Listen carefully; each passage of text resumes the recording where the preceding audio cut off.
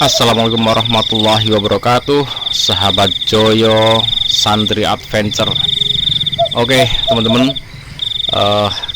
ini ada sebuah konten uploadan yang jelas ini dipotong-potong ya. Nanti kita akan simak. Jadi statement yang berbeda tentang Palestina antara yang sekedar singgah sholat dengan yang sudah 12 tahun domisili di sana.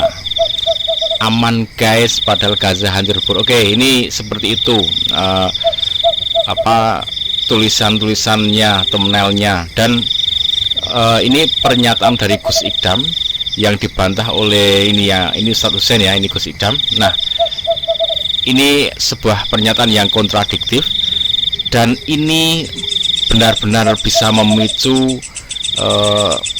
umat Islam di Indonesia ini ya, ini benar-benar bisa memicu perpecahan. Nah, di sini saya akan mengambil tengahnya. Sebelum kita ambil tengahnya, kita ambil sisi-sisi kita. Jadi gini, netizen ya, kita itu jangan mudah terbawa dengan informasi yang sepotong-sepotong. Informasi yang sepotong langsung diterima, dimakan, terus kita langsung, bahkan saya lihat di komentar-komentarnya itu yang tadinya sudah ngefans sama Gus Idam tiba-tiba berbalik kanan ya, dan sebagainya. Nah, ini yang saya ingin luruskan. Oke, kita simak seperti apa pernyataan dari Gus Idam dan ini Ustadz Hussein ya, kita simak sama-sama. Isune ning media niku poh Palestina iki piye? Ora aman, ora piye aman. Wong kula mulih ya utuh. Utuh ora kelong apa-apa. Teng mriku aman, nyaman, alhamdulillah ibadah nggih saged kula sowan teng Imame Baitul Maqdis nggih panggih. Sowan teng Syekh niku nggih panggih. Man mboten enten napa-napa. Kita beberapa hari ini diperlihatkan satu fenomena seorang anak muda yang dianggap sebagai ulama diguskan ya, namanya Gus. Saya nggak kenal siapa beliau, tapi saya melihat cuplikannya dengan bahasa Jawa. Dia berbicara tentang kondisi Palestina. Secara tidak sadar dia sedang menjadi corong pemerintah Zionis Israel untuk menyebarkan propaganda sesatnya, untuk mencuci otak kaum muslimin Indonesia.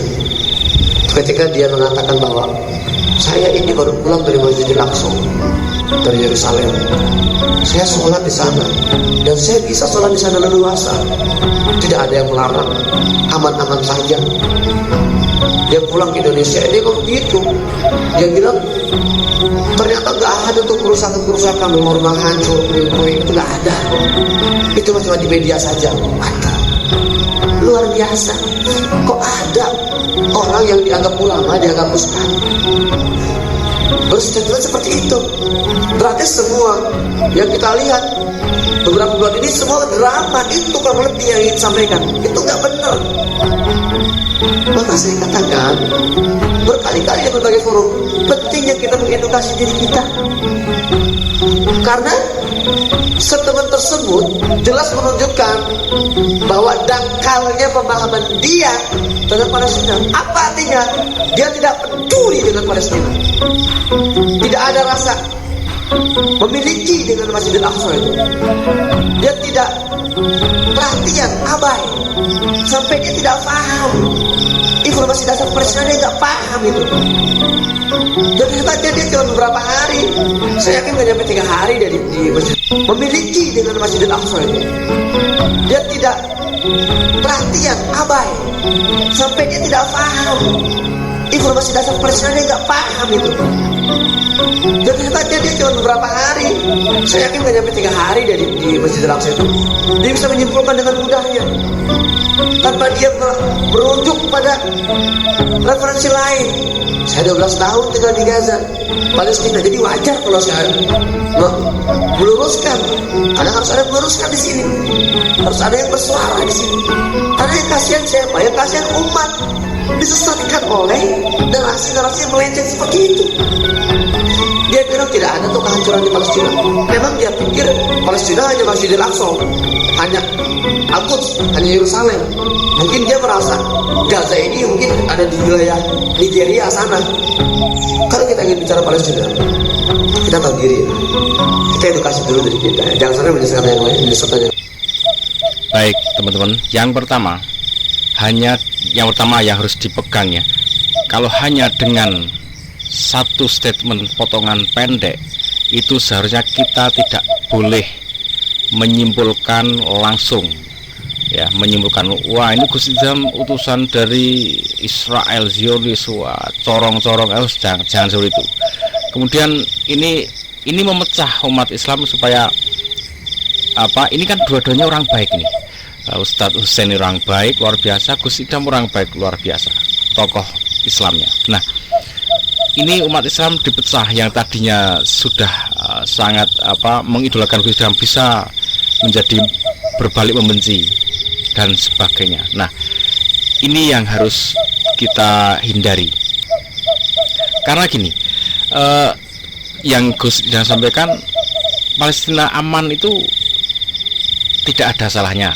Misalkan begini, saat Indonesia terjadi kekerasan, terjadi kerusuhan di Papua misalkan, atau di Aceh. Nah, orang luar negeri itu begitu mau ke Indonesia, jangan ke Indonesia dulu. Indonesia sedang tidak aman. Ya, padahal yang tidak aman di mana? Di Papua. Tapi dipukul rata seluruh Indonesia tidak aman. Ya. Kemudian itu yang di Palestina ya analoginya seperti itu juga.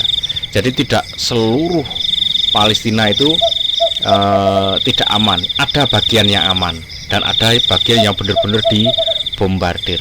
Nah, ini saya kira itu harus difahami ya. Memang yang di berita-berita seperti itu ada penghancuran, ada apa, itu benar-benar terjadi. Dan itu kita sebagai sama Muslim ya harus sebisa mungkin membantu, mendoakan, berempati. Bahkan orang-orang yang non Muslim aja di seluruh penjuru dunia itu mengecam aksi-aksi yang menyebabkan kehancuran dan pembunuhan, apalagi kita yang orang Muslim. Jadi ini harus benar-benar dipahami. Jangan sampai dengan statement ini membuat terpecah belah. Ini benar-benar saya sangat prihatin dengan hal ini. Karena apa? Karena ini benar-benar potensi memecah belah yang luar biasa. Ingat, sesama Muslim bersaudara, ya, sesama Muslim bersaudara. Jangankan sesama Muslim, yang non Muslim aja kita harus, apalagi kita yang mayoritas ya, kita Muslim mayoritas, kita itu sebagai mayoritas melindungi, menjaga yang minoritas. Yang non Muslim minoritas itu dijaga, dilindungi, jangan sampai mereka tersakiti oleh siapapun gitu ya. Oke teman-teman, semoga kita tetap bisa bijaksana, bisa hati-hati, tidak mudah tergerus oleh informasi-informasi yang dengan informasi itu kita terombang-ambing sehingga hujat sana hujat sini ya, kemudian membenci sana membenci sini. Jangan sampai. Ingat, ini sosok-sosok orang-orang baik semua ya. Ini luar biasa Gus Idham ya, dengan kajiannya di Jawa Timur sana, menyebarkan dakwah Islam dengan luar biasa. Ini statusnya di Gaza sana, hidup di sana juga berdakwah. Masing-masing ini berdakwah dengan kapasitas, dengan posisinya masing-masing ya.